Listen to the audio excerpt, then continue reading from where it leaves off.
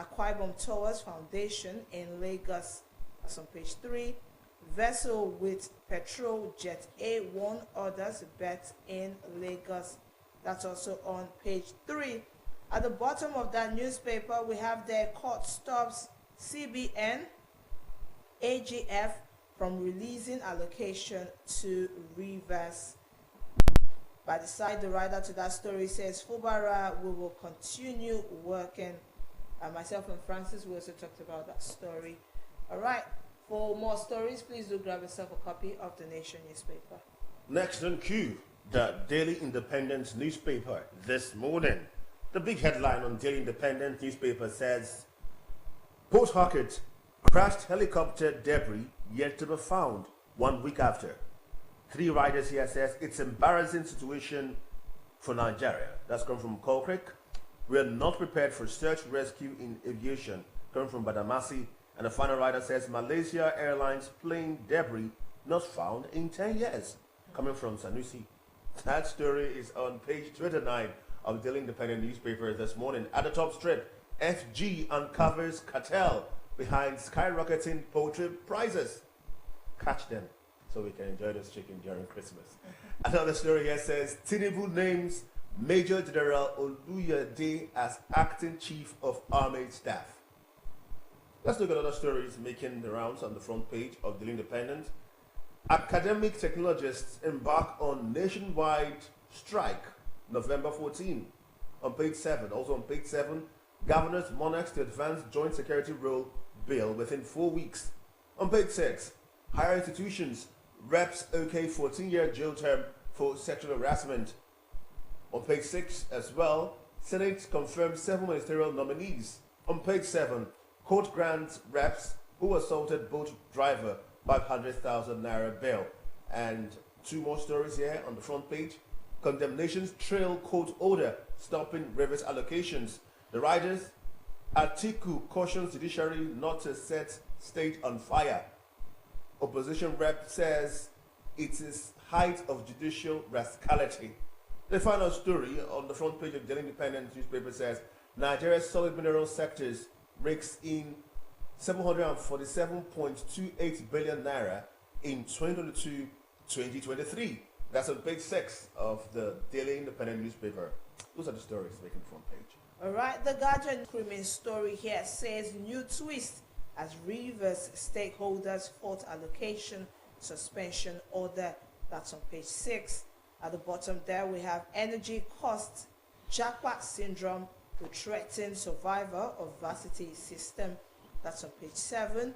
And here we have NAT may join NASU SANU strike over salary arrears issues ultimatum. That's also on page 3. Here we have again tax reform bill, Ndume Arewa Group lock horns as NGF traditional rulers meet, and that's also on page 6. Here again we have elected officials selfish undermining citizens' welfare. Jaga laments, I beg your pardon, laments, and that's on page 8. While the Guardian newspaper is packed, so please do grab yourself a copy for more stories. The New Telegraph is next this morning. Big headline has been all over the place. Fubara Wike crisis worsens as code stops CBN from releasing allocations to Rivers. That's the screaming headlines all over the place this morning. We have at the top strip, PMS, Ipman threatens to import products over Dangote refinery's delay. I'll take one more story on the front page of the New Telegraph newspaper. This one says, reps, or rather insecurity, reps ask FG to stop airstrip licenses to individuals, organizations, withdraw existing approvals. That's on page 3 and 6 of the New Telegraph newspaper this morning. Let's take our next one. All right, the Daily Times newspaper is next, and still the screaming headline here says, don't set Rivers on fire. The writer to that story as court stops CBN from releasing monthly financial allocations to Rivers government. Okay, at the top here we have FG justifies 4 toll gates on Abuja Kefi Makurdi Expressway. This story here says 9 states records no medical equipment purchased in 2023 reports. That's on page 14. The Daily Times newspaper is packed, so please do grab yourself a copy for more stories. Next is the Punch newspaper this morning. The Punch. Petrol rising costs. Marketers write Dangote over bulk purchase deal. That's the big story here. And the writer says Ipman, Petro I refineries 500 million PMS reserves. Queues in Abuja after NNPCL's price hike. That's the big story on the Punch newspaper this morning. At the top strip, Fubara appeals as court stops Rivers allocations. Striking varsity workers vow shutdown as FG rebuffs talks on page 4 and 8. I saw that clearly. On page 27, Tinubu appoints Oluyede acting COAS as Lagbaja undergoes treatment. That's on page 27. More stories. Bianca Ojukwu, other ministers get set for swearing in after Senate confirmation. And commuters demand quick repair of damaged Lagos Bridge.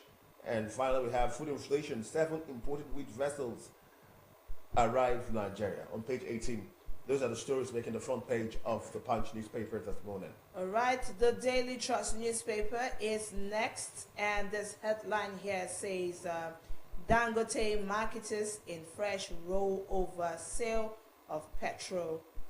The writer to that story says we are ready to buy from private refinery boards, and this is by the marketers.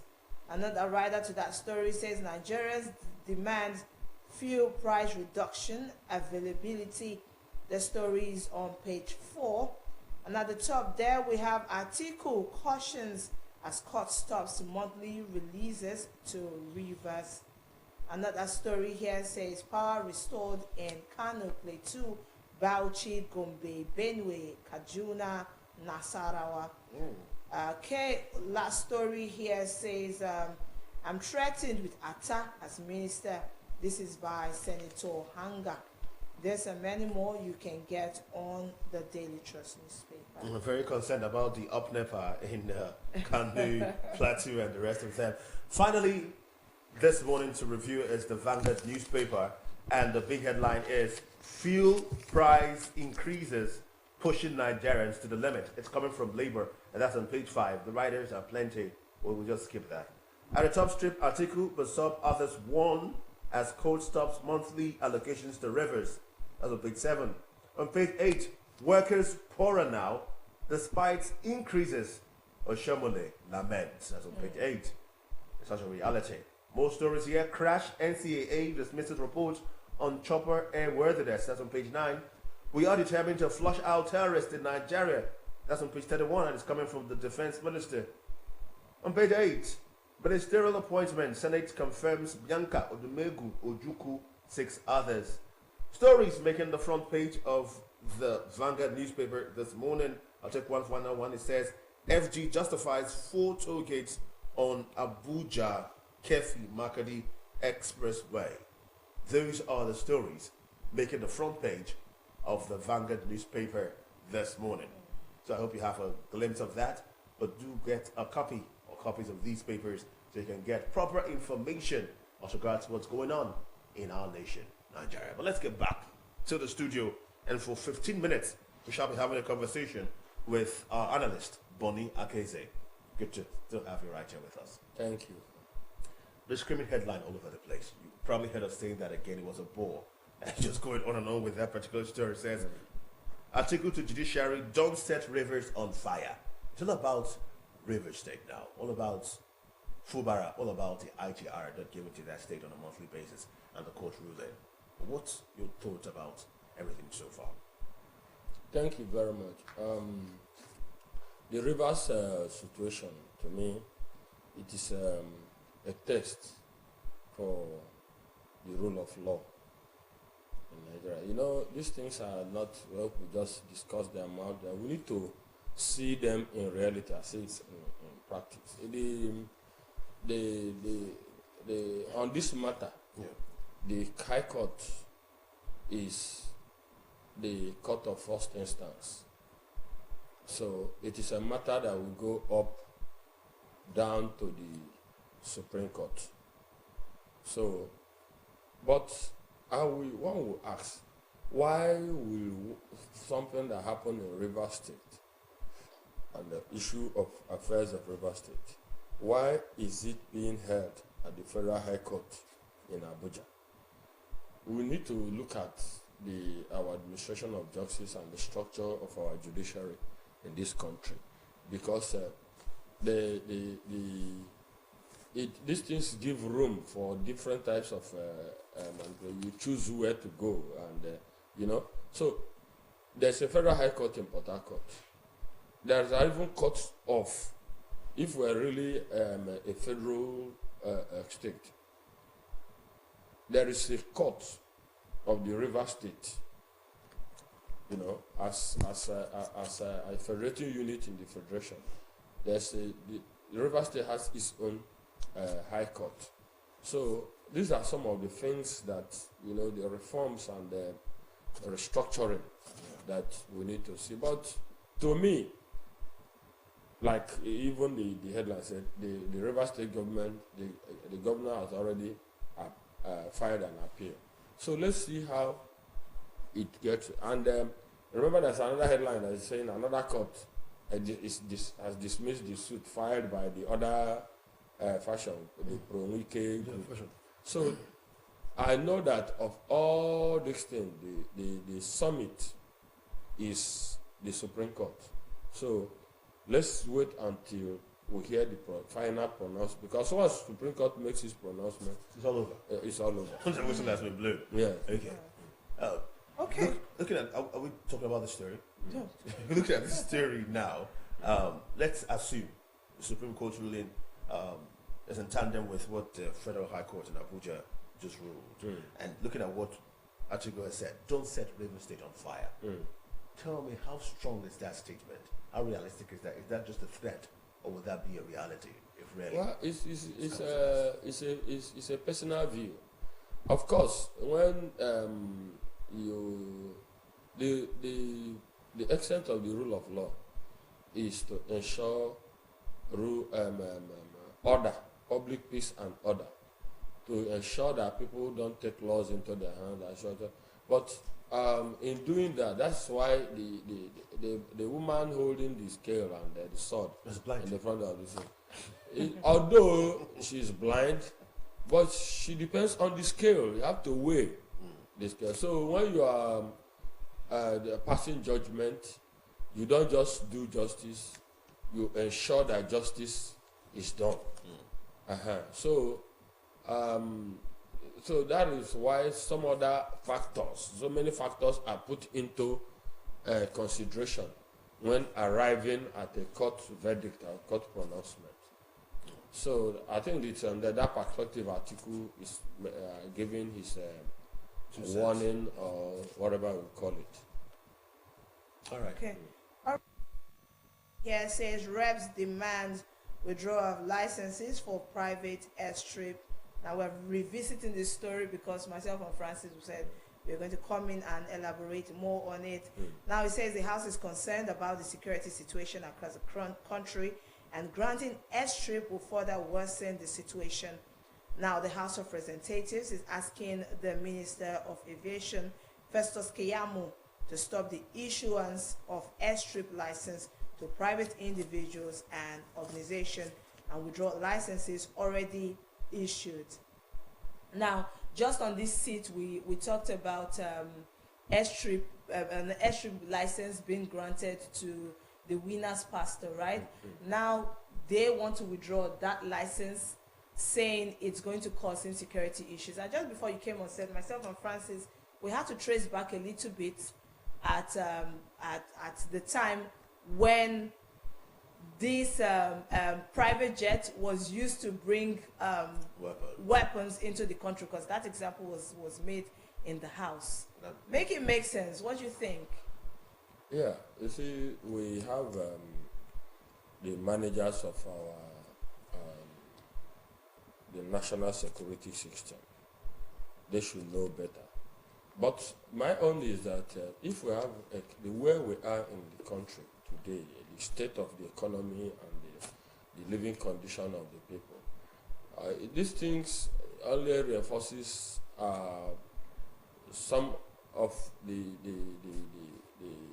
impression of some persons that Nigeria is a wealthy country of very poor people.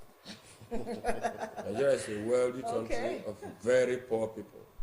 That is just another way of saying that the wealth of Nigeria is in the hands of a very few. Nigeria, the economy, I had cause to at the public forum, I think that was at Golden Tulip Hotel on tax reform and revenue generation. And if we get money, expand the treasury of the state, of the country. I said, fine. Of course, you cannot run government without adequate finance. But let us look at where we are coming from. Over the years, even the elementary student of economics, we know that our economy has continued to grow. But the more our economy grows, the more the people get, the poorer the people get. So where does this growth, where is the impact? So that shows you that there's difference between growth and development. You don't, so what nations pursue is not just growth. What nations pursue is development. And when the resources, the wealth of the nation is not evenly distributed, what you will get growth without development. So people are buying jets. It is, of course, you know Nigeria. And you know some of those luxury and everything, they're status symbol. In Nigeria, it's a status symbol to have to own a house in London and America.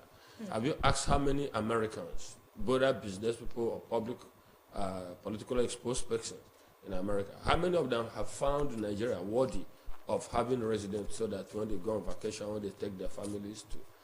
Except they're married to Nigeria. So we have a lot of issues. We have a lot of problems in our hand. I've always asked some children, do you know how much forex, do you know how much money goes out of Nigeria for Nigerian young ladies buying wigs for their hair to look like that of foreigner. The foreigner. You spend your money buying hair to look like somebody who looks down on you, who calls you black monkey, who denigrates you with all sorts of racial prejudice, and that's the person you want to look like. So we have a long way to go. Okay. So the airstrip thing, yes,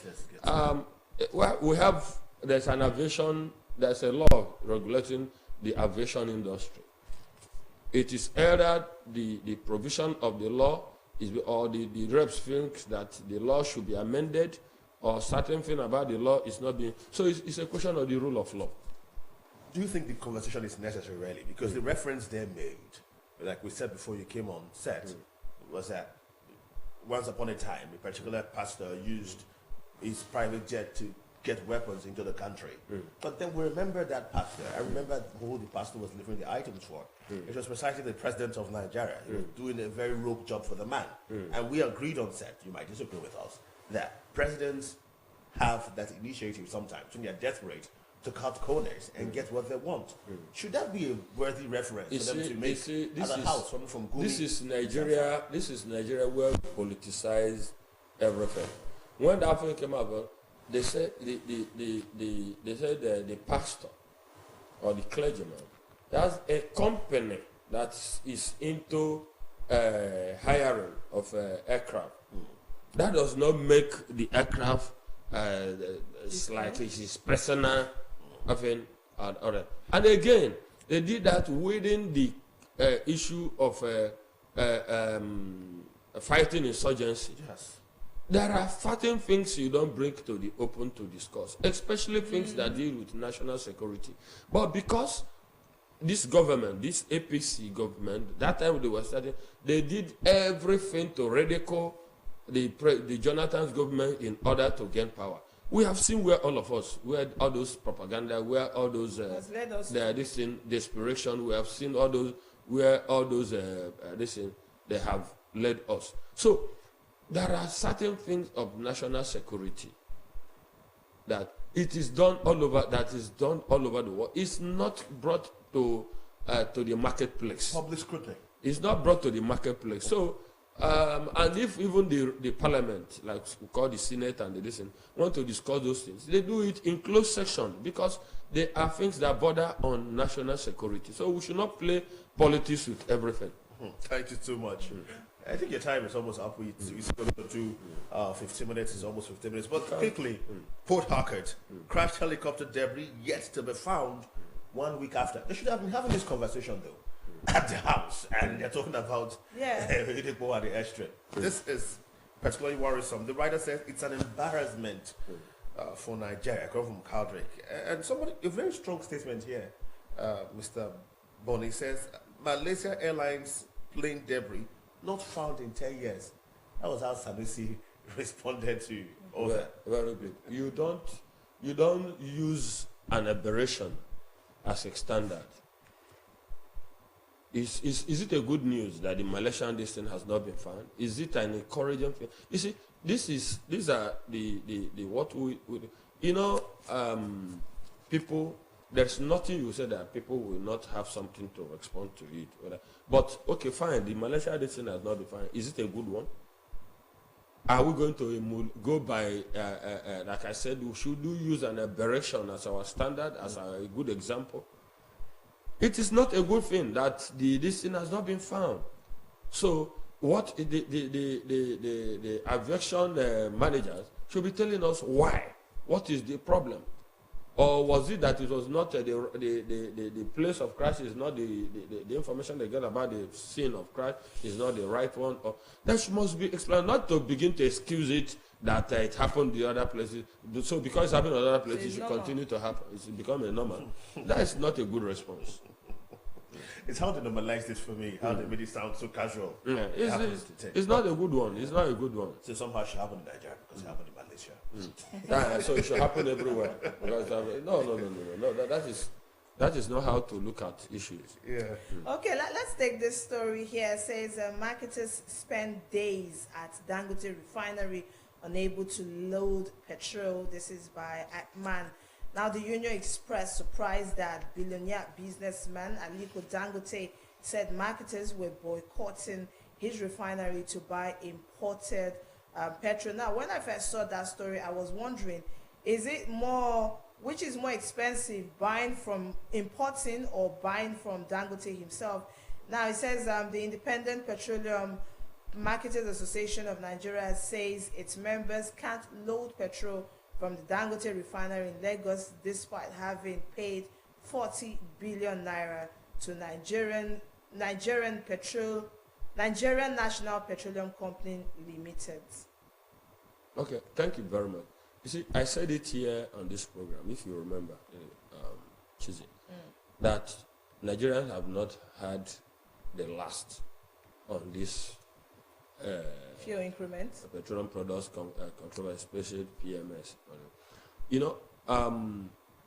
One, the federal government told us that it was a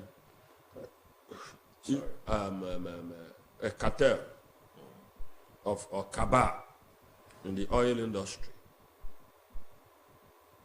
and that frustrated and sabotaged the fuel subsidy scheme by their sharp practices, and that the fuel listing was making billionaires overnight. But no one person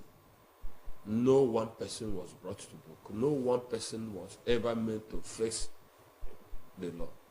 Dangote cried out that the cabal in the oil and gas business, that they are worse than drug barons. All these things are giving us background to what is happening today. So you think that those cabal, they have rested? So we have not seen the last. You are going to continue to see unless until the federal government decide to act decisively. Nigeria, the petroleum products are are derived from crude oil. And crude oil Nigeria has in abundance. So Nigeria is the only country who is that is a huge crude oil bearing state that is suffering what Nigeria is suffering in terms of the products derived from crude oil. So until the federal government, you can't tell me that what you have in abundance, what has supposed to be a blessing to you, has turned to what is tormenting you.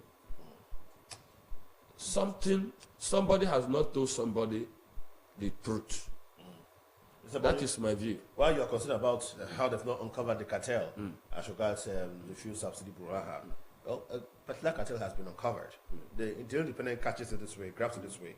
FG uncovers cartel behind poultry skyrocketing prices. So poultry farmers. Okay, you can catch poultry farmer, but you cannot catch. You can catch because Christmas has got to work. You have caught. See, Nigeria. Listen. If we want to solve our problem, we must have the leadership that is ready to face these things frontally. Nigeria is a rentier state where people just get money and nobody asks them what they have done. I read one piece. Somebody is saying that the biggest or the easiest place to get money in Nigeria is through public office, and it is a bad one. It is a bad one. We don't see. I have not studied any country in the world that when we do comparative development, I have not seen any country in the world that is able to break through and become in the class of advanced countries where public office is a source of personal enrichment. I have never seen it. I stand to be contradicted. I want somebody to tell me that country where public office churn out billionaires. Very strong one there. Some other stories here. I'm trying to just get them. That kind of thing only happen in Africa. Yeah. And that is why is the country in Africa that is rated among the advanced countries of the world? Rwanda now. Rwanda is Rwanda is an emerging country. Stepping up.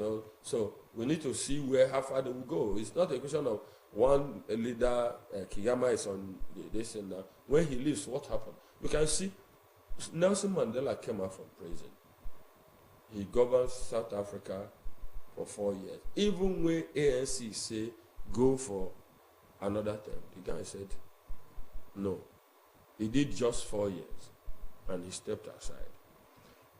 Look at in fact, ANC is going down in South Africa. ANC is going down. You saw the last parliamentary election that they were not able. So where is that country in Africa that is, sustainably making progress in terms of advancing its economy and through its this leadership, structure and organization? Well, it was up NEPA recently for people in Kanu, Plateau, Bauchi, Gombe, Benue, Kaduna, Nasarawa. The power has been restored there. Remember, this story has been lingering all over, where the president had to give a direct instruction that provide power because they were in blackout for a long time. I knew their governors and their leaders went to talk about the issue. Adebayo Adelabu, Minister of Power, was really talking solid on that one, saying there should be alternative means of power. But speak to the whole scenario. We are just wasting our time. How can a country as vast as Nigeria be running a national grid? How can okay? For now, why is the power sector, so to say, power sector deregulation bill was signed by President Buhari before he left office? What we should be seeing is unbundling that sector. What are we doing with national grid? You generate power in Delta State. and you send it to Abuja. Whereas people in Delta State are grumbling. But if there's the issue of electricity, it should not be on the exclusive list, which that was the bill, the act that is in the electricity, the power sector, reform that was signed by them. That states, the way you have, you see, you don't have to reinvent it. You learn from people who have succeeded in what you want to do, you know. So I said again, all the countries of the world where they have steady abundance of power supply, who among them is using a national grid, a single national grid, managed centrally? For a country as vast as, landmass as vast as Nigeria, you are managing a national grid because you want to take the resources from one place to balance the other place. Fine, there's kind of cooperative federalism, but that should not go to the extent of tying the country down. When you are doing development, you look at, you know, how you can add value, how you can create value, how you can maximize value. In this country, as I was born and told that some regions of the country are educationally disadvantaged, until today, they are still educationally disadvantaged. How many decades? So they are going to remain permanently. So in fact, being educationally disadvantaged has become an advantage. It has become an advantage to scoop from the general port from the federation port. We must do away with all those things if we are going to develop. Okay. All right. We have, I don't know if you could take one more or two more. Oh, okay. This story here says assault court grants rep member Alex Ekengwe 500,000 bail. Now the case has been adjourned to November 8th, but that's not the issue. Okay, so it says the Kuje Magistrate Court has granted bail to a House of Representative member for Aba North and South Alex in the sum of 500,000 naira and two shorties in like sum. Now in brief ruling, the presiding judge Abubakar Said said the shorties must reside within the court's jurisdiction and provide utility bill as proof of evidence. Now that's not the issue, but I'm sure you're very, very abreast with this story. Now my issue is with social media, there has been some videos making rounds of persons who are supposedly supposed to be our leaders harassing citizens. Make it make sense. Is it that they forget that they are there to be a voice to the people? Because why get into power and suddenly become a bully? Okay, he didn't get into power and become a bully. He has been a bully all the while. He has. You can when you pierce a human skin, what you will see is blood. Yes. And that piercing is the pressure that brought out. You see. It does not matter what you call yourself. His real person is what unfolded. Like we said, it's not the people they caught, the standing trial or they're beaten for stealing that they just caught. They are not the only thieves around. Yes. There are other thieves that have been lucky they have not been caught. There are other thieves that have not even had the opportunity to steal. But that does not make them less as thieves. So the guy did not get to power and become a bully. He just acted himself, whom he has been. So, and me, I'm not always interested in all those social media trials and judgment. We are a nation, a country ruled by governed by law. It's in court. Let him have his days in court, and let the court so decide whether that kind of unbridled impunity is what should be allowed, whether somebody who acts as if it's like what the psychiatrists would call mentally unstable person, yes, is fit to sit at the hallowed chambers of our Congress and National Congress. All those things are left for the judiciary, for the courts to decide. And that is where we know that we have rule of law. Okay. You don't just get out there and behave, anyhow as how you like and feel you are above the law. No, you cannot be a lawmaker and be above the law. You cannot be a lawmaker and be a lawbreaker. Yes. Thank you so much, Buddy Akeze. Beautiful.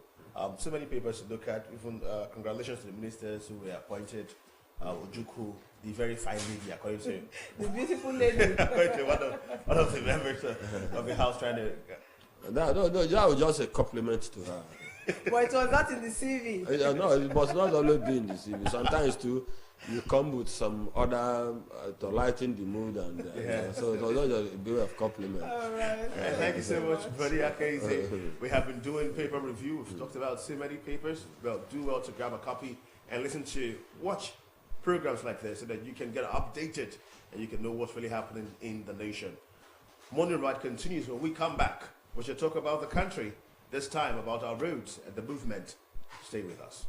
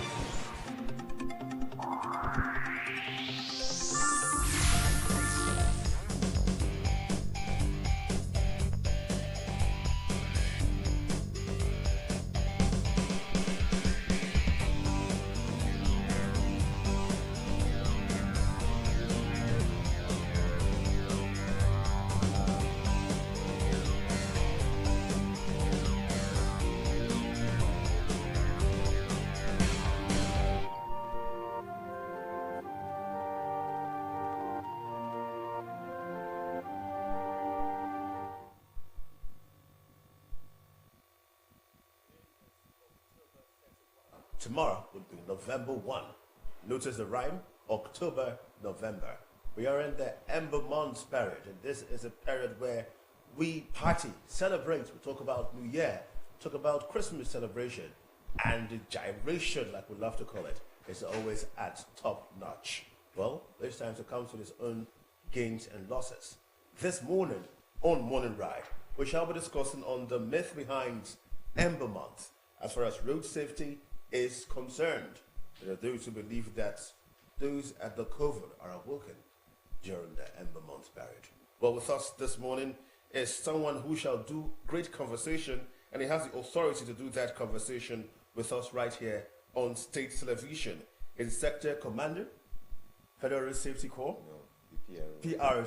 Or the Public Education Officer. All right, Federal Road Safety Corps. Yes. Uchenna Nnadika. It's good to have you. And congratulations in advance to the promotion I just gave you. Okay, Welcome. thank you very It's good much. to have you. It's good Thank to have you. But All right, let's get down to it. Ember months it's already here. Let's relate the statistics. Is it true that this period we see more accidents? okay, first let me re-emphasize that I am the Public Education Officer of Federal Road Safety Corps Delta Sector Command, and my name is Assistant Route Commander Uchenna C. Nnadika. Okay. So to your question, actually, the perception that there is increased road traffic crashes, we actually use crashes instead of accident because we believe that it is caused by human actions or inactions, because when you check the causes of road traffic crashes, you find that there is human, there is environmental, and there is mechanical. And the human factor constitutes about 85% of the causes of road traffic crashes. And so therefore it's for the UN, they consider accidents as crashes, especially for road accidents. We consider it as crashes because it's avoidable. Majority of it is very much avoidable. Having said that, the road traffic crashes, yes, it may increase during this period because, of course, we know that there is this behavior that we adopt, especially, I'm just generalizing it now, this period where people are trying to hustle to make ends meet, when, of course, in January, they have February, they have March, all those, but once it gets to September, they begin to anticipate their December, how it's going to be.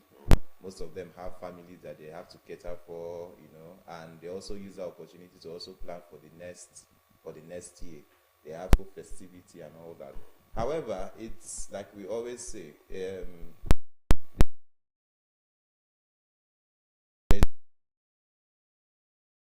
throwing caution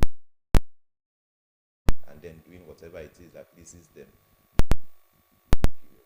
All right, let's talk about sensitization and education, or educating the citizens. Do you think that the citizens have been educated well enough on the effective safety training?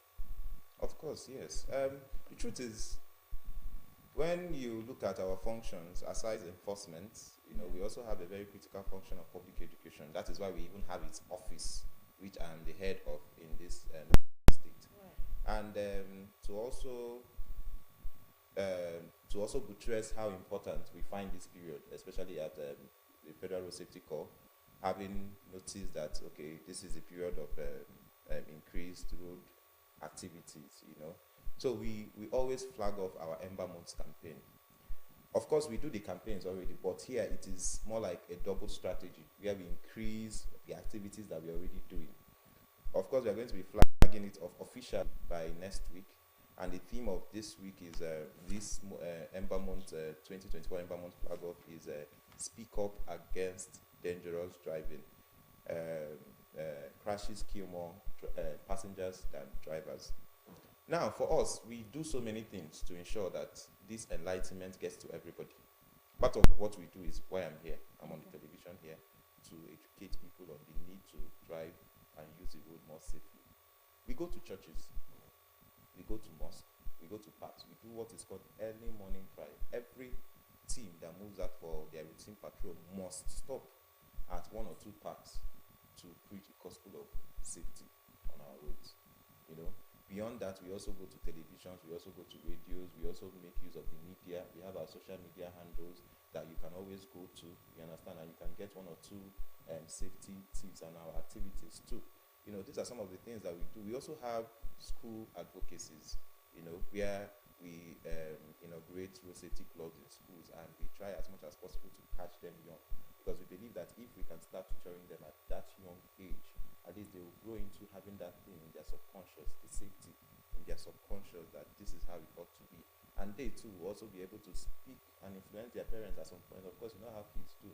Imagine you are driving, you know, in a way that you ought not to drive. Your kids will be like, daddy, but this is not what you're supposed to do. And of course, when they tell it to you, you'll be embarrassed and you want to do the right thing. So that is part of what we do. We also engage town hall meetings, you know, with park transport leaders, you know, and unions and all that. We have our engagements with NURTW, care riders, you know, at their managerial and state meetings, whatever gathering they are having. We always try as much as possible to engage them, you know.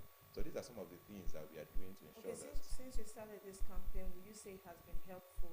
Would you say that the accidents on the road have reduced since you started this sensitization? Of course. When you look at the statistics, especially from the Nigerian Bureau of Statistics, I think the NBS, you know, I may not have the real numbers, but generally it has really reduced, you know, compared to what we used to have before. And of course, you see people even trying to, especially on our radio station, you see people calling in. Most of them don't even know some of these things. Okay, for instance, they don't know when, some of them don't really know how to check their tires, you know, how to know when the tire is about to expire. And these are some of the things that we tell them on this, using so many other platforms. We go there, we preach it to them. This is what you're supposed to do, and this is not what you're supposed to do. Just to be precise, what are some of these excesses that drivers indulge in that leads to all these road crashes? Come again. To be precise, what are some of these excesses of road users, drivers, that lead to crashes? Okay. There are so many of them. There are so many of them. Anyway, let me start with one that I just spoke against. We have the endurance driving, of course, which is what we are campaigning against now. And that is what we are also using this opportunity to encourage people to speak up against it, you know, because sometimes you also find out that this is a two-way thing. Most times they exhibit these characters, and we as human beings, our passengers, we indulge them, you understand? We as passengers also have the right to speak against it too. Just driving like overspeeding. Yes, that's okay. One. Overspeeding, you have, although we call it excessive speeding, you know. We also have route violation. Driving against traffic, you know, where you drive one way, that's the normal nomenclature that we use, driving one way, overloading, you know, overloading is very dangerous. These are some of the things. Then drinking and driving, you know, or even driving under the influence of either alcohol or drugs. You know, so many of these drivers also engage in that. And I'm going to give you an example. Something happened sometime about 2 weeks ago. You know, a driver was en route from Onitsha to Lagos, and on his way, I think he had gotten to Benin Toll Gate. We have a command at Benin Toll Gate. You know, the passengers realized that the driver has been, you know, off and on sleep. You know, we call it micro sleep. So where, you know, was dozing off, yes, while driving. Of course. So of course the thing was affecting his driving and putting the safety of other road users, including his passengers, at risk. So what the passengers did was, when they got to our beat where we were patrolling, they had to report to the officer, look, this driver, this is what he's exhibiting on the road. And of course, we had to swing into action. The officer had to swing into action.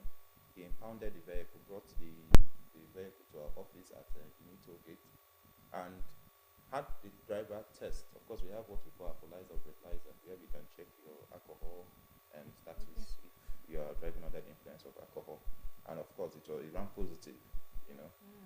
And having considered the passengers and all that, they had to provide a room. At the driver was meant to just get some rest, about 2 hours sleep, you know, to help him regain his consciousness and strength too. because of course you know that all these things come and fatigue too. You know, one of the reasons that these people engage in some of these alcohol, substance, and drugs, you know, are sometimes they see how they can eliminate fatigue and gain strength. Yes, But they don't know that sometimes it works against them. In fact, most times, find nature. you know, it works against them. We They always keep going on trips though. exactly, Many trips at the same time. exactly. So luckily, the guy was able to get some. In fact, he was even glad that he got that sleep because he was able to regain himself. You know, and they also followed up, made sure that the driver apologized to the passengers. You know, they were okay. They now embarked on the trip. And when they got to Lagos, they also called the team, our command, to also say, okay, that they've reached safely. You know, they've arrived safely. So these are some of the things that these people do. You know, they have so many things that they do. You know, even when you drive with bad tires, you know, your tires are either worn out or expired. The risk with driving such thing is very, very enormous because there's a possibility that you can blow up on the road when you are driving it. You know. So I think that's that. There are so many other things that we might not be able to mention. Okay, let's talk about speed driving. That's what you call it, right? Speed excessive speeding. Excessive speeding. Now, ignorance is not an excuse, they say, but unfortunately, there are some persons who didn't learn how to drive the right way. Their uncles probably taught them, or their fathers, or whoever. Now, we want to break this down as much as possible. What's the maximum speed limit for every driver? Okay, for us in Nigeria, our maximum speed limit, we have different speed limits for different roads. Okay. You know, for the express or highway, you are supposed to run at 100 kilometers per hour for vehicles, for normal saloon vehicles. For buses, you're supposed to run at 80 kilometers per hour. That's maximum. For SUVs? Maximum. For buses, yes, SUVs. Okay. You know, it's supposed to run at maximum 80 kilometers per hour. Okay. However, we also have built-up areas, even along the express. There are some places you get to and you find out that, okay, this place is busy. Yes. You understand? You're supposed to reduce your speed between 30 to 50 kilometers per hour.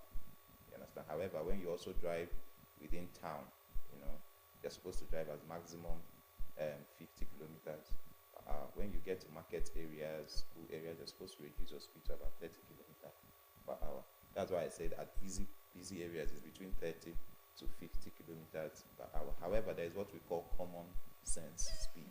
Okay.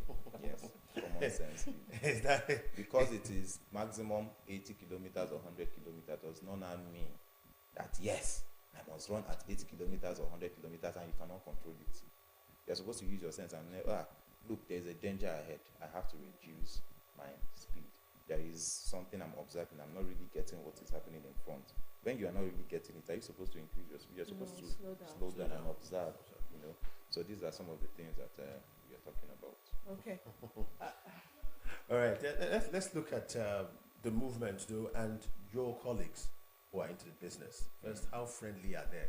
Because you know the police is your friend. Are FRSC personnel? Are they our friends? Or we see them on the road. And then when we see these are our friends, because I know you're going to say you're our friends. I come back and put my money on that. What should we have in our vehicle that will make them more friendly? Okay, basically, we are your friends. First, we are your friends. In fact, we are your best friends.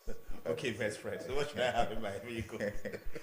So basically, you're supposed to look out for your safety first. You know, it is safety first. Whatever it is that we are doing is for your safety.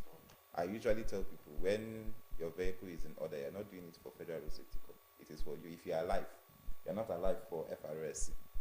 You're alive for yourself first. You're alive for your family. You're alive for your loved ones. You know, these are the people that are going to gain the importance of you living. You know, that's one. And secondly, when you talk about your vehicle, first, what we preach is there's what we call vehicle parade. You know, is vehicle inspection parade. You know, first thing there's what we call pre-movement vehicle parade. There's what we call post-movement vehicle parade. So the pre-movement comes before you enter your vehicle, while the post-movement comes after you've driven the vehicle. However, we are more or less important in the post movement, you know. So what is this post movement? It's just the basic. Before you start your vehicle, before you even start moving your vehicle, you're supposed to walk around the vehicle, observe first, you know, observe if there are any dents, you know, observe if there is any oil leakage below, under your vehicle, observe the tires. You walk around, observe the tires, whether it is worn out, because the tire you drove today, you know, tomorrow might change shape, you know. So these are some of the things that you check out, you know, before you drive the vehicle. Then one you still must have observed, you also observe maybe if anything has happened to your light, maybe someone has bashed you unknowingly, you might not know, even where you parked your vehicle, someone might have harmed or bashed your vehicle there, you wouldn't know. These are some of the things you check them. Then you also open your bonnet, you know, you check the engine oil, you check your radiator oil, check your brake fluid, check some of those things. Then you also enter your vehicle, ensure that your lights are working. Ensure that your lights are working, because you might not really know. Maybe you are not really a night traveler or a night crawler, but situations can keep you beyond the required time that you're supposed to come back to your house. And what is that thing that guides you at night? It is your headlamp. You understand me? So you also check them. You also check that your brake lights, your pointers are also okay. You also check whether your screen is cracked, whether anything has dropped on your screen to crack it and all those things. These are some of the things you check. And then you also check that your fire extinguisher is okay. You check that your triangle, that is your caution sign, is still intact. You also check some of those things. Also importantly, when you are checking this thing, you also check the validity of your documents. I was going to go there. You also check the validity of your documents, your driver's license and vehicle papers. Because most people oftentimes, when they even check some of those things, they forget that part. You are supposed to always be on track with your documents to know when it's going to expire. Usually our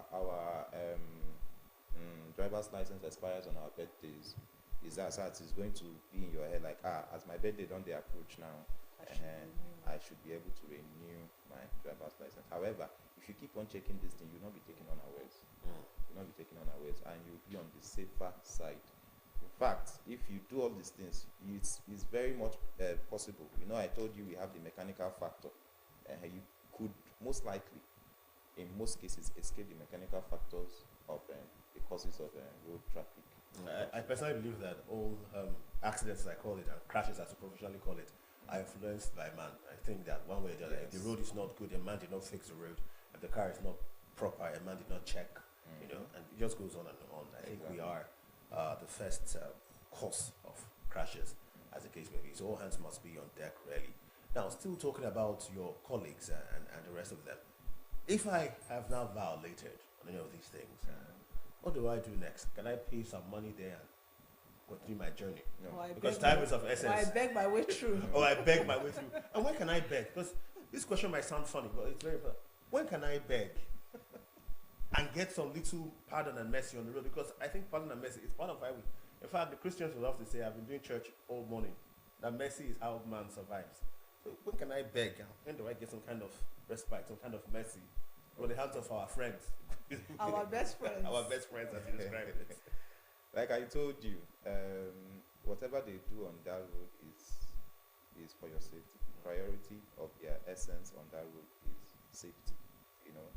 And most times, in fact, all the time is at the discretion of the team leader to say whether he's going to decide whether he's going to either book you for the offense you committed. Book you? Yes. You can just enlighten them, especially when they light offenses. Light offenses, I mean, little offenses, you know. But there are some offenses that you look at and say, no, I'm definitely going to book you. For instance, tire. If your tire is bad, most likely is going to. There are offenses that we call critical offenses. Okay. You know, critical offenses are offenses that definitely is going to lead to a crash. It's mostly they are crash causing offenses. You understand me? Critical offenses are crash causing offenses. So when you drive against traffic, most likely, in most cases, it's going to cause a crash. It's also dangerous driving. When you are driving with bad tires, it's a critical offense too. You understand me? It's a very critical offense too, where most if the tire most in that case bursts or blows up, of Or course one it's is bigger than one. not, it's not just going to risk the driver's life, it's also going to risk other road users too, the lives of other road users, you understand me? But fire extinguisher is you. Now your car go burn. You understand me? If you don't wear a seat belt, when of course, although seat belt is a critical offense too, but it's not really a crash causing offense, because the seat belt is meant to save you in event of a crash. It doesn't really cause a crash, but it's meant to save you in event of a crash. However, distracted driving too is a crash causing offense. So maybe when you're not trying to wear your seat belt when you are driving, you are distracted. It can cause Pressing your phone. or pressing your phone, or Making maybe call. trying to tune the radio set, all of these things, anything that takes your attention or concentration off the road is distracted driving. Okay. Very quickly, educate us on the difference between speed bump and zebra crossing. The zebra crossing sign. Okay, speed bumps are just obstacles that are put on the road in order to limit or your speed. Yeah. So there are so many types of, there are speed bumps, there are other ones that, there are other refined ways of doing it now, other than the normal speed bump that I may not be able to recall their names. Yeah. However, zebra crossing are just those lines, they are white lines on the road that are meant for pedestrians to cross. So it's expected that once you get to the white line and there is a pedestrian on the white line, you are supposed to stop. In Nigeria. In fact, Because I've had a people stop it before the zebra crossing.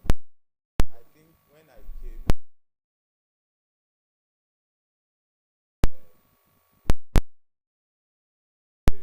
Okay. along this Obanam, Area of the bank, Yeah. yeah. there's a traffic light there and there's a zebra crossing Yes. there. So one day I just decided, I said, let me step on the I'm glad you're I still stepped on the zebra crossing, and to be honest, not even one person.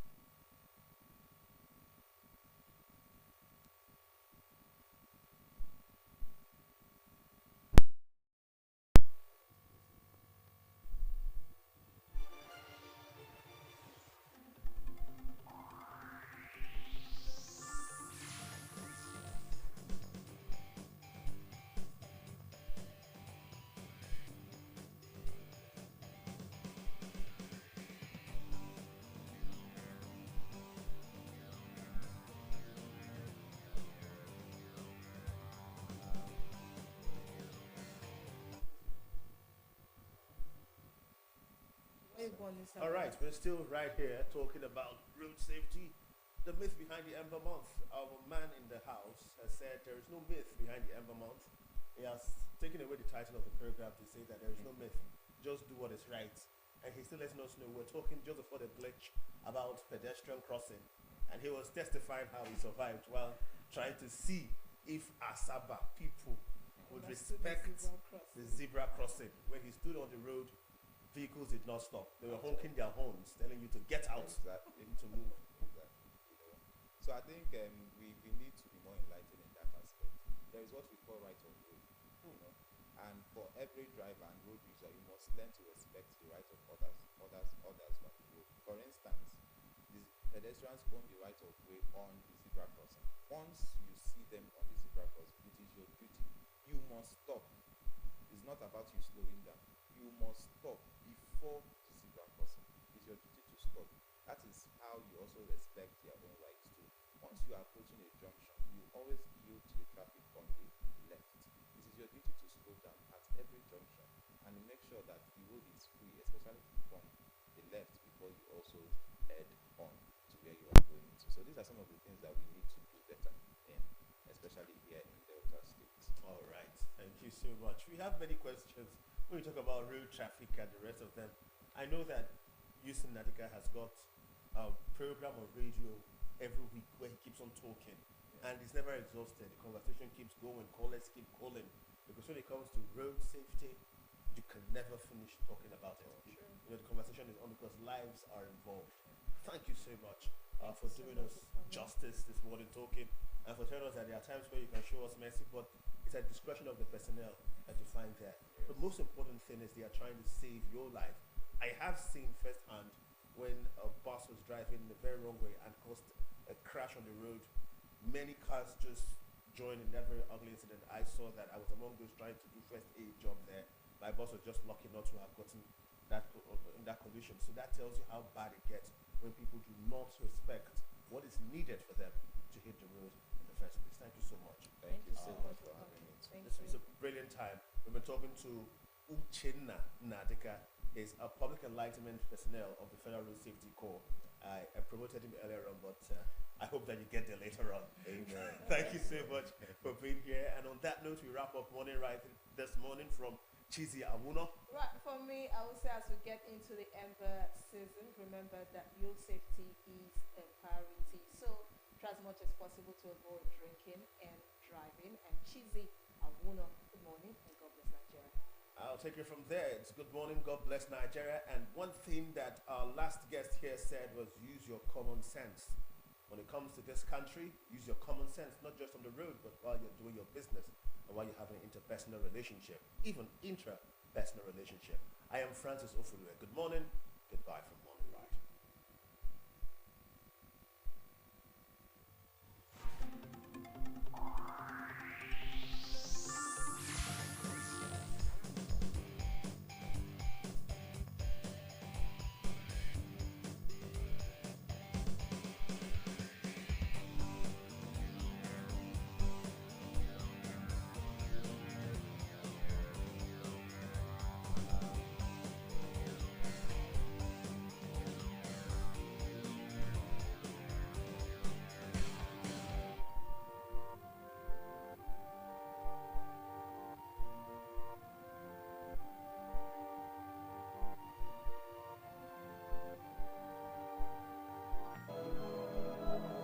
What happens when greed meets desperation?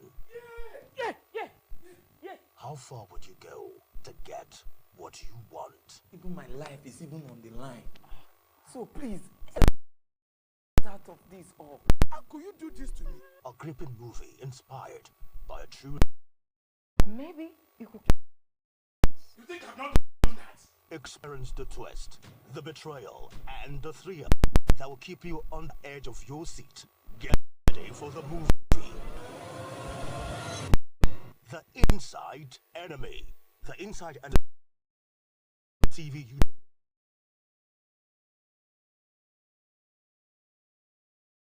YouTube channel. That first news, that first kick, that first cry.